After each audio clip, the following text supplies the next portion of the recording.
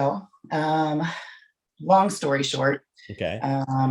I started training around 2006, 2007. Mm. Um, I dealt with eating disorder all through high school.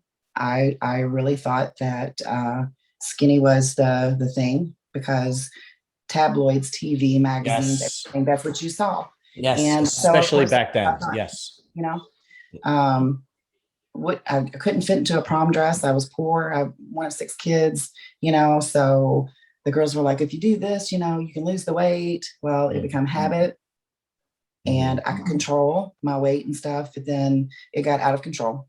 Right. Spun out of control. And so If you don't mind me asking, what kind of eating disorder was it? so I was bulimic. Mm. I love food, Mm-hmm. but then the guilt part of it.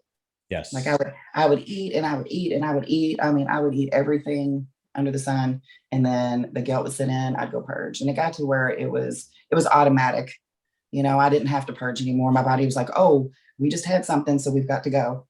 So and it was bad. Like I got to where I couldn't get up and take care of my son, Mm. and I was like, I can't do this anymore. So I turned to a friend who owned a gym. His wife was a dietitian, and I learned how to be able to deal with, okay, I'm eating this because this is healthy for me and it's not going to make me, blow up and be fat, things like that. And, he talked me into doing my first competition because I was tiny, but I've always had like a small athletic build because I've always been very physical. Mm-hmm. I started out in the fire department when I was like 14, 15 as a volunteer. Really? I was always doing things that was very physical. Mm-hmm. We were outside all the time. There were six kids. You didn't stay inside. You were That's moving right. wood piles and everything. So long story short, so that's where that started. And I remember being in Kroger. I think it was Kroger. Maybe it wasn't Kroger at the time, but it was a grocery store. And I remember seeing a magazine with like Rachel McLeish on it, Mm-hmm. and I was like, I remember seeing a poster somewhere. And I was like, oh my gosh, she's beautiful. And it was Mm-hmm. Linda Murray. Oh, yeah. Well, she is beautiful. And then, absolutely. And then I saw Corey Everson and I was like, Yeah. this is just, wow. So you and I must be the same age then, because those were the girls when I was in like high school and so on and so forth. Those are the girls that were on the covers and so on and so forth. So you're asking me to tell you my age then? No. You could just say, no, I will never ask you that. But I will ask you what years were this? I'm assuming this was the 90s. Yeah, so I Okay. graduated in 92. Okay, yeah. So I graduated high school in 92. I graduated in 94, so yeah, about the same age. I just remember seeing these girls and I'm thinking to myself, that's absolutely beautiful. Mm-hmm. And I remember my dad having rebar that was super thick, coffee cans filled with concrete. Oh, yes. And he would do curls and stuff with that. And I'm like, And then my brother would go to like the weight room and stuff when we were in high school, and I would go with him. Mm-hmm.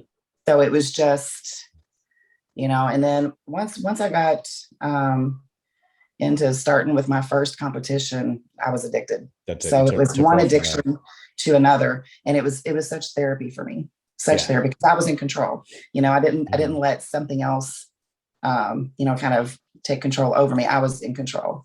So you literally went from battling these eating disorder, these demons, mm-hmm. to how long were you battling that disorder started when I was about 15 years old, and the last purge that I had was probably, because it's an ongoing thing. It's never going to go away because you have urges and stuff. But the last time I purged was probably 2012. Okay. So you're battling this and you were able to, this is what I mean by women bodybuilders are mentally stronger than the majority of people. You were able to literally make the change where food is the number one ingredient in the sport that you chose. Funny thing that that you just said that, because that was one of the main keys to me putting on the size that I did over this last year. Of course. It gave me the package for this year, because it's always in your head, if I eat this, you know, oh my gosh, I need to do more cardio. I need to do more cardio. And I had to learn how to balance that. And like my husband is my coach. You know, I would hear him say, you know, you need to eat more, you need to eat more.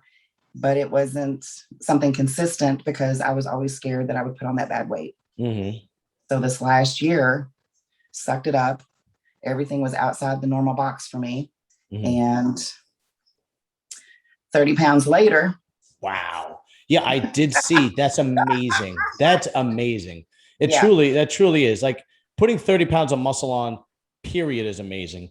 But going through the trials and tribulations you went through and then that's even more astounding. And this is why I have the opinions about women bodybuilders that I do, is I truly believe that they are mentally stronger than the majority of people out there.